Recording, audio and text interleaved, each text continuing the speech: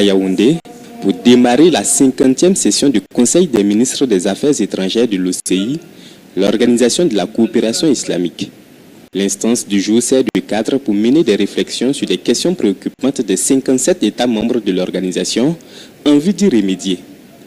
Karamoko Jean-Marie Traoré et ses pairs vont cette année se pencher sur le développement des infrastructures de transport et de communication intra-OCI dans le cadre de la lutte contre la pauvreté et l'insécurité. Bien que faisant face à une crise sécuritaire qui n'a pour seul objet que de le maintenir en aliénation dans la détresse, le Burkina Faso reste résolument engagé dans le développement de grands projets de désenclavement tant intérieur que dans ses rapports avec l'extérieur.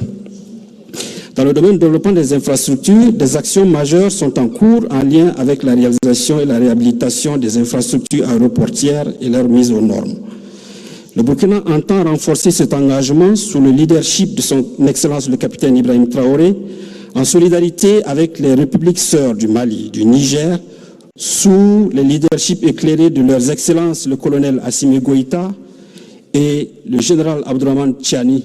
Et selon le chef de la diplomatie burkinabé, la création de la Confédération des États du Sahel reflète la ferme volonté des trois États à œuvrer pour le développement socio-économique des peuples et la souveraineté totale de chacune des nations sœurs. Ainsi donc, à cette tribune, le Burkina Faso appelle une fois de plus le Conseil de sécurité des Nations Unies à prendre ses responsabilités face aux actions de l'Ukraine qu'il qualifie de subversives délibérées et avouées. L'OCI, c'est la plus grande institution après les Nations Unies. Donc, c'est un espace de solidarité important.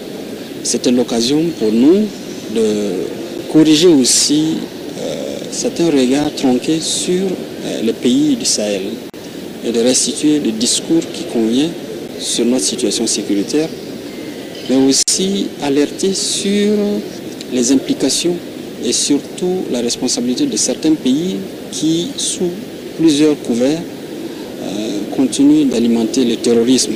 Nous avons eu une concertation bien avant avec le Mali et le Niger pour mieux articuler nos interventions et faire en sorte que la voix de la Confédération puisse porter. Ce conclave de 2 jours aborde également à huis clos les questions liées à l'islamophobie, à l'évolution de la crise palestinienne et à la résolution pacifique des conflits dans le monde. De ces travaux sont attendus l'adoption de plusieurs résolutions concernant la vie de l'OCI et par extension celle des États membres.